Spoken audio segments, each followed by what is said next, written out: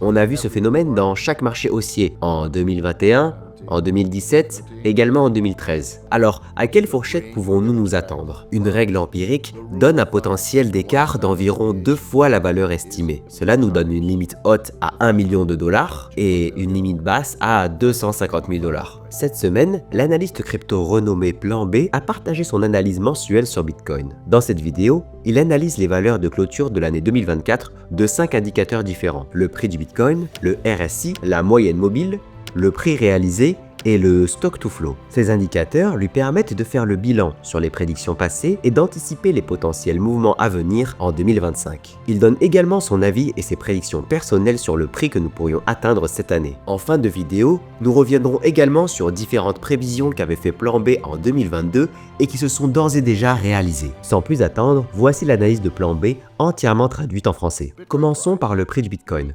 Nous avons atteint un nouveau sommet historique en décembre, à 108 000 dollars. Cependant, nous avons clôturé le mois à 93 000 dollars. Donc ce n'est pas un nouvel ATH en clôture mensuelle car novembre était un peu plus élevé, à 96 000 dollars. Historiquement, lorsqu'on atteint un ATH, il y a une forte probabilité d'en voir d'autres. On l'a observé en 2020, 2021, en 2017 et aussi en 2013. Un nouvel ATH en entraîne souvent d'autres. Donc oui, nous avons eu un ATH en décembre, 108 000 dollars. Mais pas en clôture du mois. Toutefois, pour 2025, je m'attends à voir de nombreux mois clôturés avec de nouveaux ATH, comme lors des précédents bullruns. Voyons maintenant l'indice de force relative, le RSI. Il est représenté par la couleur superposée au prix du Bitcoin sur le graphique. Actuellement, le RSI est de 73. C'est légèrement plus bas qu'en novembre, où il était de 75. Nous ne sommes pas encore dans le rouge, ce à quoi je m'attendais. De plus, on est bien au-dessus des 50, ce qui indique une tendance haussière. C'est donc une bonne chose. Il faut voir le RSI comme une pente qui entraîne la ligne de tendance des prix. Quand il monte, le prix peut monter fortement. Quand il stagne, on stagne. Et quand il descend, on descend. En ce moment, nous sommes en hausse, mais la pente n'est pas très raide. Ce serait le cas avec un RSI supérieur à 80, quand on passerait en rouge. On a vu cela dans les précédents marchés haussiers, en 2021, en 2017 et en 2013. La grande question est, cette fois-ci, verrons-nous cette pente très raide, qu'on appelle aussi la phase de FOMO, qu'on peut traduire par la peur de manquer le train, comme c'est arrivé lors des cycles précédents. Ou bien peut-être n'y aura-t-il pas de FOMO cette fois-ci. Si c'est le cas, on pourrait voir une ligne légèrement ascendante, mais continue, vers des valeurs plus basses que les marchés haussiers précédents. Personnellement, je pense qu'il y aura de nombreux mois en 2025 avec un RSI supérieur à 80, donc rouge, et beaucoup plus de points rouges sur toute l'année 2025. Je pense que cette fois, ce ne sera pas différent des précédents bullruns, mais bien sûr, ce n'est que mon opinion, on ne sait jamais. Ensuite, l'indicateur de moyenne mobile. La moyenne mobile est représentée par la ligne noire ici. Elle a clôturé à 43 000 dollars. Cela signifie que le prix moyen des 4 dernières années est de 43 000 dollars. 4 ans, bien sûr, correspond à 200 semaines. C'est pourquoi nous calculons la moyenne mobile sur 200 semaines, car le cycle du Bitcoin est basé sur les halvings, et donc il dure 4 ans. Un fait intéressant à relever ici, c'est que le modèle Stock to Flow, que nous aborderons plus tard, qui est représenté par la ligne en pointillé, il prédit à peu près le niveau de la moyenne mobile sur 200 semaines à la fin de chaque cycle de halving. En effet, à la fin d'une période de 4 ans, la moyenne mobile peut être calculée. Et voici ce que l'on constate. En 2012, la prédiction était légèrement trop élevée, car la moyenne réelle était plus basse. En 2016, la prédiction était trop basse. En 2020, la prédiction du stock to flow était également trop basse. Et en 2024, durant le halving, la prédiction était un peu trop élevée. Alors, voyons ce que nous réserve le prochain halving en 2028. Selon le modèle stock to flow, la moyenne mobile sur 200 semaines pourrait atteindre environ 500 000 dollars à l'été 2028. Actuellement, le prix du Bitcoin est de 93 000 dollars, bien au-dessus de la moyenne mobile de 43 000 dollars. Mais comme nous sommes en plein bull run, la moyenne mobile est moins pertinente actuellement. En réalité, elle est surtout utile dans les marchés baissiers, où elle agit comme un prix plancher. Regardons maintenant le prix réalisé. C'est là où tout se passe. C'est une information très importante. Le prix réalisé représente la base de coût des bitcoins ayant bougé on-chain, c'est-à-dire les transactions effectuées directement sur la blockchain, et non sur les exchanges. Le prix réalisé est donc le prix moyen des bitcoins qui ont été transférés on-chain sur une certaine période. Et on peut donc examiner différentes périodes. Une période globale, une période de 2 ans et une autre période plus courte, comme celle-ci 5 mois par exemple, qui représente le prix réalisé à court terme. Personnellement, j'aime bien la période de 2 ans.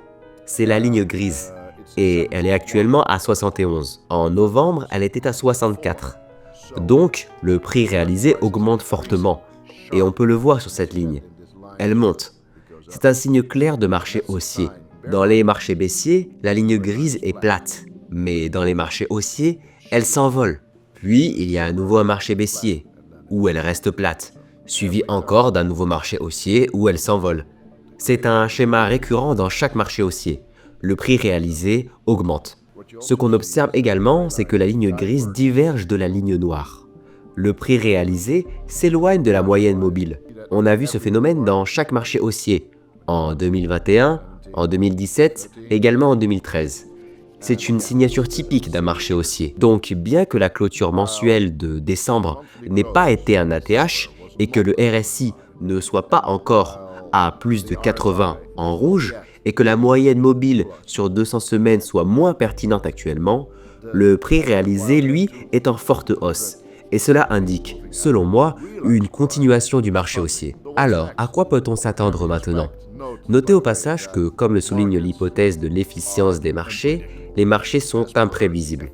Mais essayons quand même. Le modèle Stock-to-Flow se projette dans le futur. Il donne une cible moyenne pour 2024-2028 d'environ 500 000 $. C'est un prix moyen pour les 4 prochaines années, une estimation ponctuelle. Cependant, il est peut-être plus judicieux de regarder une fourchette autour de cette estimation. Parce qu'une chose est sûre, ce ne sera pas exactement 500 000 $. Ce n'était pas exactement 50 000 $ lors du dernier cycle, mais plutôt 34 000 $, légèrement en dessous de la prévision. Alors, à quelle fourchette pouvons-nous nous attendre ? Une règle empirique donne un potentiel d'écart d'environ 2 fois la valeur estimée. Cela nous donne une limite haute à 1 million de dollars et une limite basse à 250 000 $. Donc on peut s'attendre à une large fourchette entre 250 000 et 1 million de dollars, avec donc une moyenne du cycle sur 4 ans se trouvant dans cette zone. Notez que cette estimation est bien plus élevée que celle des autres modèles. La plupart des modèles prévoient un pic en 2025 autour de 200 000 $, suivi d'un crash en dessous de 100 000. Le modèle Stock-to-Flow, lui, est beaucoup plus optimiste. Il prévoit au moins 250 000 $ en moyenne. Et attention, ce n'est pas un pic à 250 000 $, mais bien le prix moyen sur ce cycle. Bien sûr, tous les modèles sont imparfaits, mais certains sont utiles. Les modèles sont des simplifications de la réalité. Lors d'un post récent sur X, l'analyste Bitcoin Plan B a annoncé qu'il maintenait ses prédictions faites en 2022 pour l'année 2025. Dans ce post, il repartage ses prédictions faites lorsque nous étions presque au plus bas du bear market et qui se sont réalisées depuis, notamment une récupération du prix en avril 2024, le fait que le prix du Bitcoin suivrait approximativement le modèle Stock-to-Flow au moment du halving, que le prix augmenterait significativement après le halving, et également que nous atteindrions les 100 000 $ en fin 2024. Pour 2025, sa prédiction reste que le prix suivra le modèle Stock-to-Flow et devrait se situer dans une fourchette comprise entre 250 000 et 1 million de dollars, avec une moyenne de prix autour des 500 000 $. En voyant cette prédiction, de nombreuses personnes peuvent se montrer sceptiques quant à la pertinence du modèle Stock-to-Flow, notamment en soulevant le fait que le marché devrait passer de 2 trillions de dollars à 10 trillions de dollars, et que cela demanderait trop de capital pour faire monter le prix à un tel niveau en seulement une année. Mais comme Plan B le dit dans une réponse à son post, il n'y a pas besoin d'injecter 8 trillions de dollars dans le marché pour que le market cap du Bitcoin passe de 2 trillions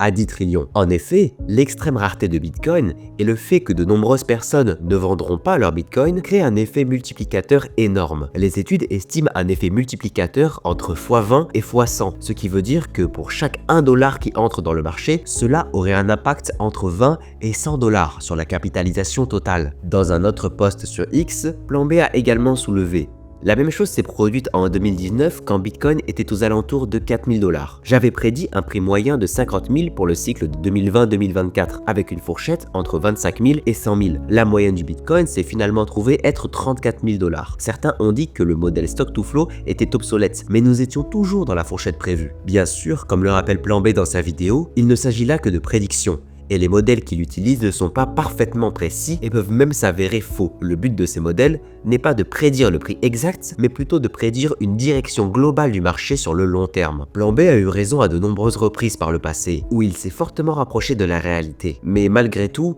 beaucoup restent sceptiques vis-à-vis de ses prédictions. Et vous, que pensez-vous des prédictions de Plan B? Pensez-vous qu'il est possible d'avoir un prix compris entre 250 000 à 1 million de dollars, comme le prévoit le modèle Stock to Flow en 2025? Faites-le nous savoir en commentaire. N'oubliez pas de liker cette vidéo et de vous abonner à la chaîne pour soutenir notre travail. Quant à moi, je vous dis à très bientôt pour de nouvelles discussions passionnantes.